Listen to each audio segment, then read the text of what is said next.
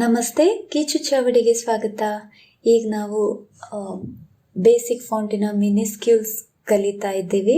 ಹಿಂದಿನ ವಿಡಿಯೋದಲ್ಲಿ ಮೊದಲನೇ 6 ಅಕ್ಷರಗಳನ್ನು ಕಲಿತಿದ್ದೇವೆ.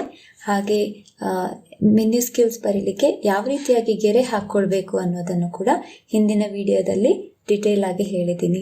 ಎಕ್ಸ್ ಹೈಟ್ ಅಂದರೆ ಏನು, ಎಸೆಂಡರ್ ಡಿಸೆಂಡರ್ ಅಂದರೆ ಏನು, ನಿಬ್-ವಿಡ್ತ್ ಅಂದರೆ ಏನು, ಅದು ಹೇಗೆ ಹಾಕಬೇಕು ಎಲ್ಲವನ್ನು ಕೂಡ ನಾನು ವಿವರವಾಗಿ ತಿಳಿಸ್ಕೊಟ್ಟಿದ್ದೀನಿ ಹಿಂದಿನ ವಿಡಿಯೋದಲ್ಲಿ. ಈಗ ಮುಂದಿನ ಅಕ್ಷರಗಳನ್ನು ಬರೆಯೋಣ.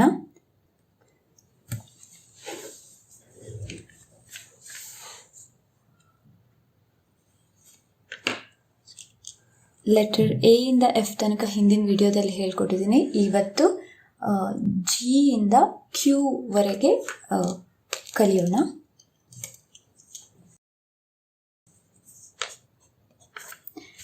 ಎಫ್ ಆದಮೇಲೆ ಲೆಟರ್ ಜಿ, ಲೆಟರ್ ಜಿಯ ಫಸ್ಟ್ ಪಾರ್ಟ್ ಎ ಬರೆದ ಹಾಗೇನೆ. ನೆಕ್ಸ್ಟ್ ಎಸೆಂಡರ್ ಡಿಸೆಂಡರ್, ಈ ರೀತಿ ಲೆಟರ್ ಜಿ. ಲೆಟರ್ ಎಚ್, ಇದು ಎಸೆಂಡರ್ ಬಂದು ಈ ರೀತಿ. Letter H, I,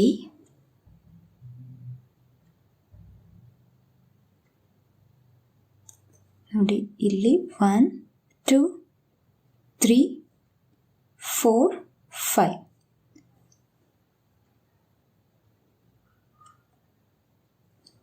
I,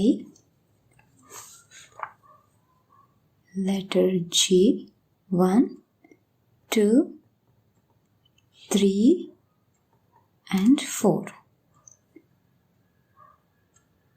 5. Letter K, 1 2 3 4 and 5.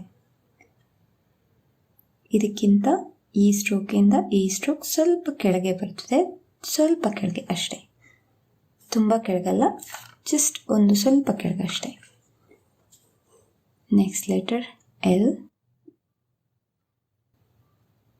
1 2 3 ಇಷ್ಟೇ. ಎಲ್. ಎಮ್, 1 2 3 4 5. ಇನ್ನೊಂದು ರಿಪೀಟ್ ಮಾಡಬೇಕು. 5 and 1 more. 5. Letter M. Next letter N. 1 2 3 4 5 6 7 8 9 10. Letter N.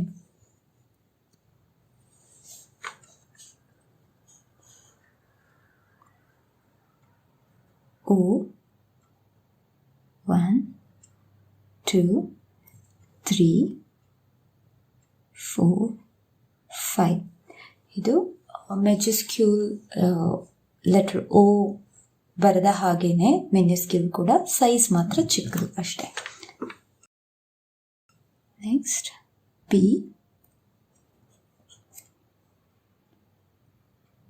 1 2 3 4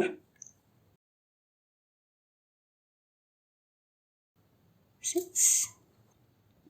ಸ್ವಲ್ಪ ಸ್ಲ್ಯಾಂಟಿಂಗ್.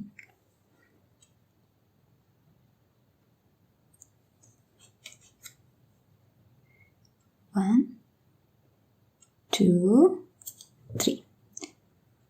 ಇದು ನೋಡಿ, ಈ ವೇಸ್ಟ್ ಲೈನಿಗೆ ಟಚ್ ಆಗಿದೆ, ಈ ಸೈಡ್ ಬೇಸ್ ಲೈನಿಗೆ ಟಚ್ ಆಗಿದೆ. ಈ ರೀತಿಯಾಗಿರಬೇಕು.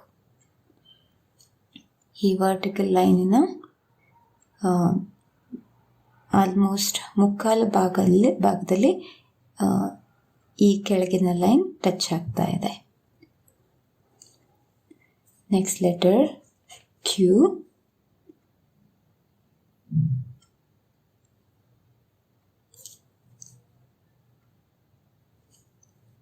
ಆಮೇಲೆ ಡಿಸೆಂಡರ್, ನೆಕ್ಸ್ಟ್ ಇಷ್ಟೇ. ಇವತ್ತು ಲೆಟರ್ ಜಿ ಇಂದ ಕ್ಯೂ ತನಕ ಕಲ್ತಿದ್ದೇವೆ. ಇದನ್ನು ಚೆನ್ನಾಗಿ ಪ್ರಾಕ್ಟೀಸ್ ಮಾಡಿ ಮುಂದಿನ ವಿಡಿಯೋದಲ್ಲಿ ಇನ್ನುಳಿದ ಅಕ್ಷರಗಳನ್ನು ಹೇಳ್ಕೊಳ್ತೇನೆ. Thank you.